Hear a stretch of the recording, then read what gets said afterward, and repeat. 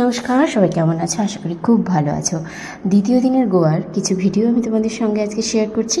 Dona powder, north গোয়ার Dona powder C পেভেলে আমরা আজকে লাঞ্চ সারলাম, সেটাও দেখাবো। যেখানে সিঙ্গাম সিনেমার শুটিং হয়েছিল সেটাও দেখাবো। আর সব থেকে বড় জিনিস হচ্ছে ডোনা পাওলা কেন বলছি, নামকরণ কেন হয়েছিল, সব গল্পটাও আজকে জানতে পারবে এই ভিডিওর মাধ্যমে। দিস ইজ বড়া পাও। জীবনে প্রথম খাবো বড়া পাও, আগে কখনো খাইনি। না, এটা বড়া পাও, এটা বড়া পাও, ওইটা মিসাল পাও, মানে পাও ভাজিটাকেই বোধহয় মিসাল পাও বলেছে, বুঝলে? মিসাল পাও, হ্যাঁ, এটা মিসাল পাও। আমাদের ওদিকে পাও ভাজি, এখানে এটা মিসাল পাও, বাস এইটাই হলো ব্যাপার। এই যে লেবু শসা টসা কুচুরে দিয়েছে, মানে এটা মিসাল পাও আর এটা বড়া পাও। উফ, নতুন জল ছেড়েছে, নোংরা কি করে হয়? মা এটা কি গো, ডালের মতো চামচ দিয়েছে, পাও দিয়েছে, চামচ দিয়েছে, বাস বাস। ওদিকে যাবি না কিন্তু, সাবধান।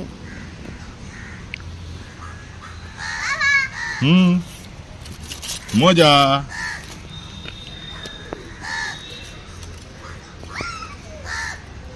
বাবা, কি হয়েছে? জানা নাম এমন শুনে মনে হলো কি অদ্ভুত জিনিস। মিসাল পাও। অন্তরা পুলে নেমে পড়েছে। ঠিক আছে, বেশি জল নেই তো?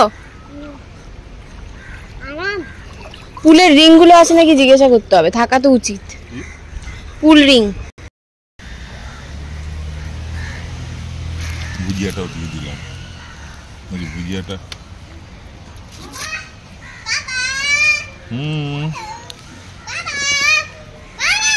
খুব ডিস্টার্ব করে।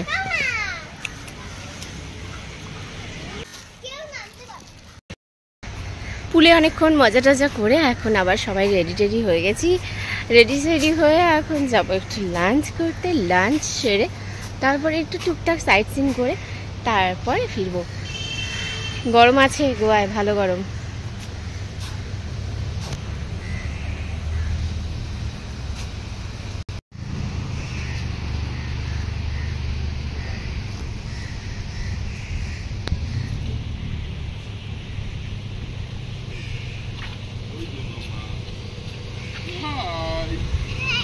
হ্যালো, কি সুন্দর না? খুব সুন্দর।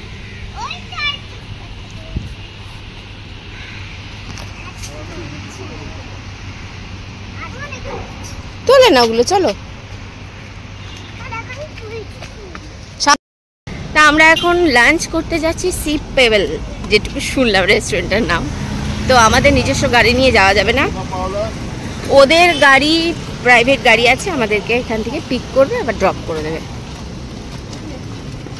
তো আমরা সেই জন্য গাড়িটা, আমাদের যে গাড়িটা নিজেদের গাড়িটা ওখানে পার্কিংয়ে, এইবারে ওদের গাড়ি আসলে আমাদেরকে নিয়ে যাবে। তাহলে চলো ডোনা পাওলার সবচেয়ে বেস্ট রেস্টুরেন্টে যাই লাঞ্চ করতে।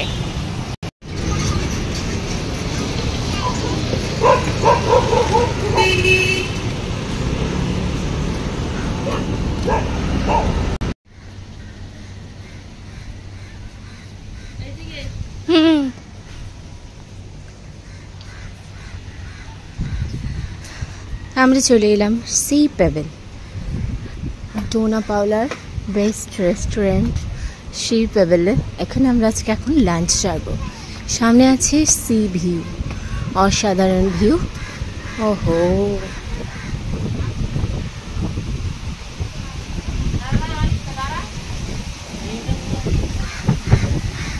আমার দাঁড়াবে।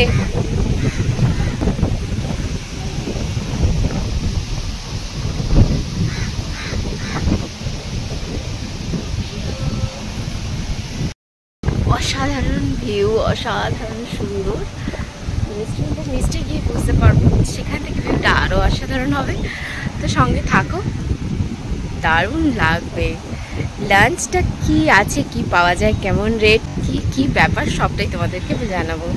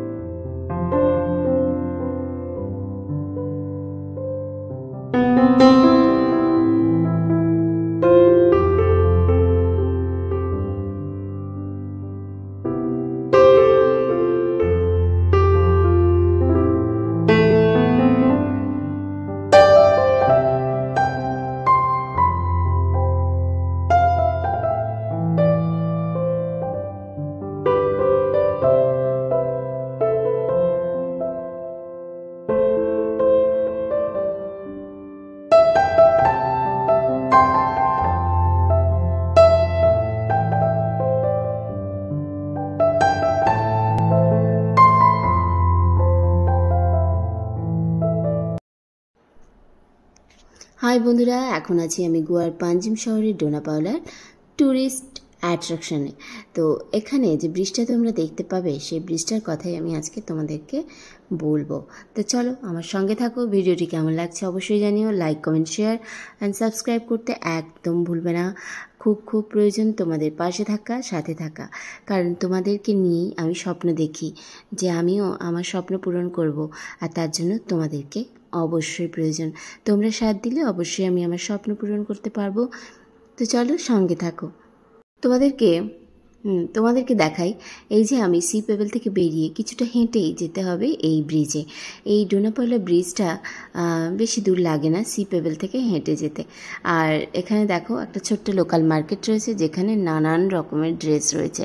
হ্যাঁ, আমি কিন্তু যেসব বন্ধুরা এখনও গোয়া যাওনি, যেতে চাইছো, তাদের উদ্দেশ্যে বলবো গোয়া গেলে বেশি জামা কাপড় ক্যারি করে নিয়ে যাওয়ার দরকার নেই। কারণ আমরা কিন্তু ভাবি কি জামা নেবো, যারা এখনও গোয়া যায়নি। আমি যখন গোয়া যাবো ভাবছি, প্ল্যান করছি, তখনও কিন্তু আমার মাথায় এগুলো ঘুরছিল, কী জামা কাপড় নেবো, কী পরবো না পরবো, এগুলো কিন্তু একটা মাথায় ঘোরে। তো আমরা অনেক দিন থেকে শপিং করি, অনেক কিছু ব্যাপার। আমি বলবো দু একটা কিনে নিয়ে বেরিয়ে পড়ো। তারপরে গিয়ে দেখবে ওখানে মার্কেটই মার্কেট।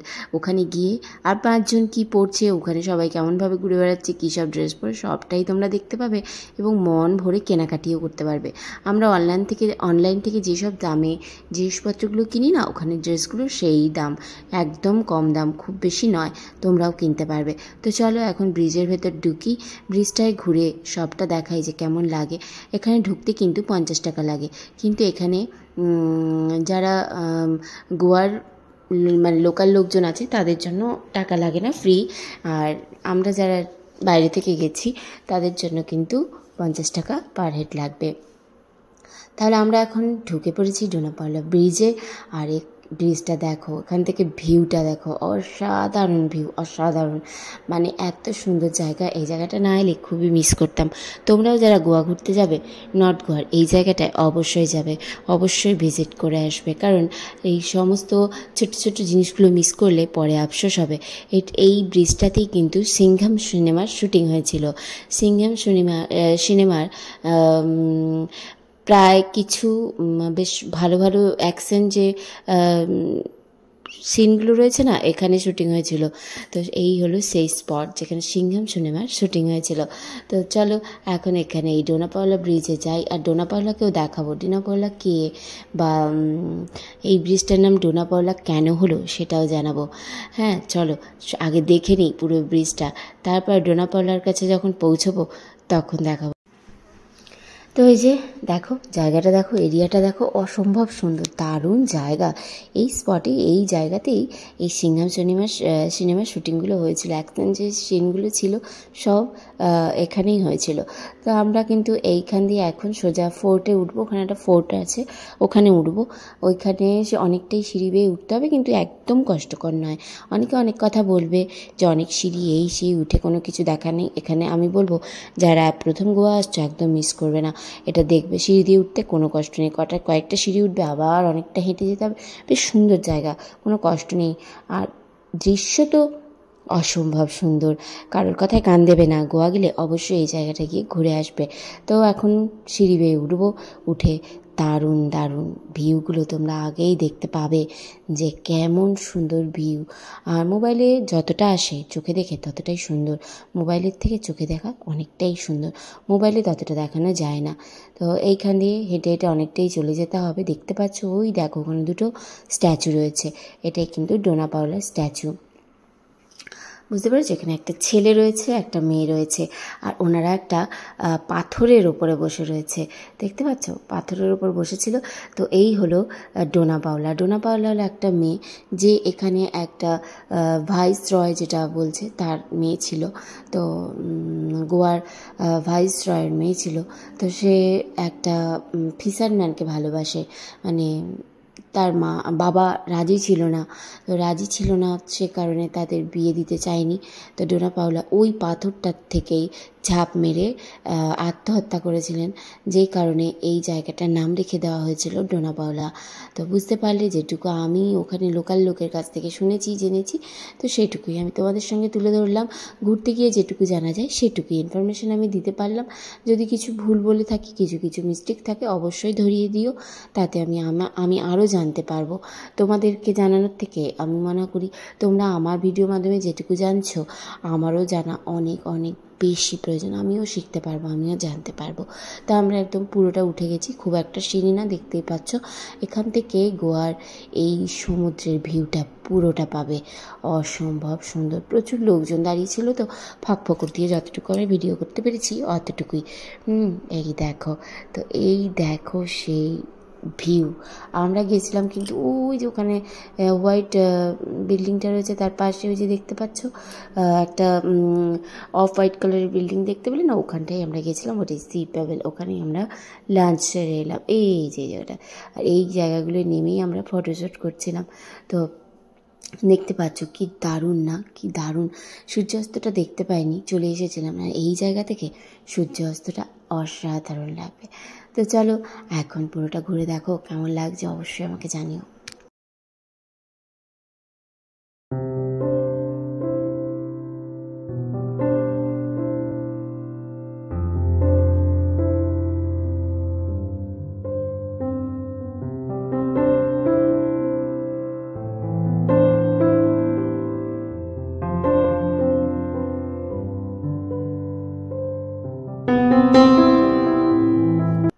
তাহলে দেখতে পাচ্ছ এই যে ডোনা পাওলা বসে রয়েছে, এখানে একটা ছেলে একটা মেয়ের স্ট্যাচু আছে। আর ঠিক এই পাথরটার উপর থেকেই ডোনা পাওলা লাফ মেরে আত্মহত্যা করেছিল সমুদ্রে, যে কারণেই এই ব্রিজটার নাম করে দেওয়া হয়েছে ডোনা পাওলা। তাদের এই স্যাক্রিফাইস বিশাল মাপের। বাস্তবে কেউ করো না, এমনটা করলে বোকামি হবে, তারা করে ফেলেছে তাদের কারণে। আমরা উপর থেকে নেমে পড়লাম, ভিউটা জাস্ট অসাধারণ। কি বলবো, জায়গা নিয়ে কোনো কথা হবে না, এত সুন্দর।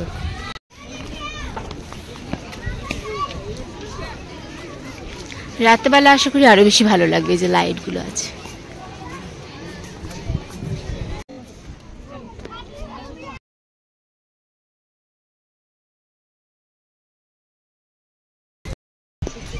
হয়ে গেল আমাদের ডোনা পাওলা ঘোরা। কালকে এখান থেকে আরেক জায়গায় যাব। খুব সুন্দর, খুব সুন্দর গোয়া, খুব সুন্দর লাগলো প্রথম দুদিনেই। আগে আরও নিশ্চয়ই খুব ভালো লাগবে। এখন বাজে রাত 10:15। তো ভীষণভাবে খিদে পেয়েছে, ডিনার টাইম, তো খেতে তো হবেই। তো এখন খাবো। এখানে আছে চিকেন বার্গার। মেয়ে ঘুমিয়ে পড়েছে, মেয়ের জন্য ওই আরেকটা ছোট বাচ্চা এসেছে, তো ওর মা মোটামুটি সব কিছু রান্না করে। তো আমার থেকে অনেকই ছোটো, নাম ধরেই ডাকি, রিঙ্কি। অনেক ওগুলো রান্না করে করেই খাওয়ায়, তো অন্তরার জন্যও দেয়। অন্তরা সে খেয়ে নিয়েছে, খেয়ে ঘুমিয়ে পড়েছে। তো আমি এখন খাবো চিকেন বার্গার। তো চিকেন বার্গারটা দেখি কেমন দিয়েছে। এই রেস্টুরেন্টটায় না বেশ সুন্দর বার্গারটা বানায়, জানো তো, যে কারণে আমি কালকে ওদের ভিডিওগুলো চলছিল রেস্টুরেন্টে তো অসাধারণ সুন্দর। আমি আমার ফেসবুকে দেখিয়েছি। তো খুবই সুন্দর একটা রেস্টুরেন্ট। তো আমি কালকে বার্গারটা দেখেছিলাম ওখানে, যে ওদের ভিডিওগুলোতে দেখাচ্ছিল, তখন আমি বলেছিলাম যে খাবো এই বার্গারটা। তো আজকে সারাদিন তো খাবার হয়নি, বাইরে খেয়েছি, ওই জন্য এখন আমি এই বার্গারটা খেতে চলেছি। এক হাতে খুলতে অসুবিধা হচ্ছে, তাওয়াটা খুলে নিই। তো এই হলো চিকেন বার্গার, যেটা এখন আমি খাবো।